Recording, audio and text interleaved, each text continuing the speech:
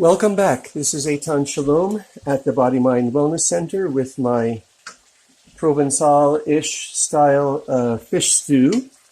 And, well, one thing you're going to notice is that this is a lot more vegetables than fish.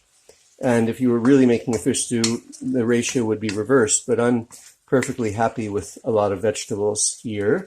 So again, we have onion, carrot, celery, mushroom, Crimini mushroom. Crimini mushroom, by the way, I researched it one time a few years ago, are super high in antioxidants, more than even something like Shitake mushroom. So anyway, Crimini mushroom and tomato and orange ruffy, parsley and garlic and the herbs that I've mentioned already. And I made a decision. I am going to use the larger amount of oregano, and I'm not going to use rosemary.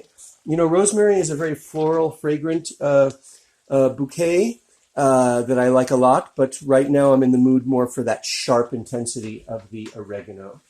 And I'm bringing the tomato over here, and I'm realizing now that in my hunger and zeal, I didn't chop up my garlic. And so I'm going to cheat, and which I hate doing, but that's why I have this garlic for an emergency, which is frozen, freshly crushed frozen garlic. And I'm going to cheat and add some of that. I wish somebody were here to hold the phone. And let me just, I get this at Trader Joe's, the Dorot brand of garlic.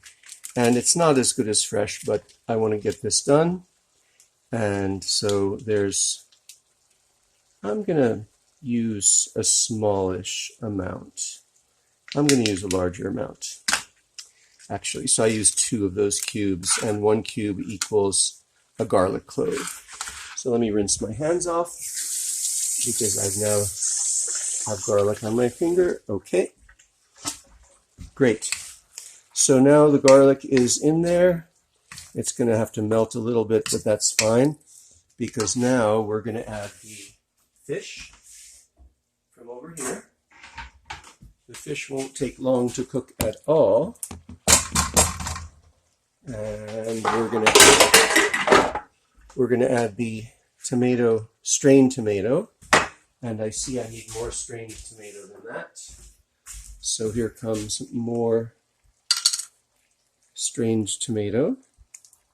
That's great. And turn the heat up again. And we're going to stir this up. Now, another ingredient that you can use in terms of spicing with these kind of fish stews, we need water, is saffron. You know, there's a million ways to do this. But like when they make bouillabaisse, which is a fish soup, they'll often use saffron and fennel. But that wouldn't go with the oregano. I don't ever use oregano and saffron at the same time. So maybe this is more like the Italian fish stew, cioppino. I don't know. I make things according to what I like. Maybe I read about it, maybe I don't. And there's general principles, such as onion, celery, parsley, carrot, tomato, for example. And now I need to add the spices. And could have done that a little earlier. No worries. And there's my, it smells so good already. I'm going to be like one of those TV chefs that keeps saying how great it smells. But it really does.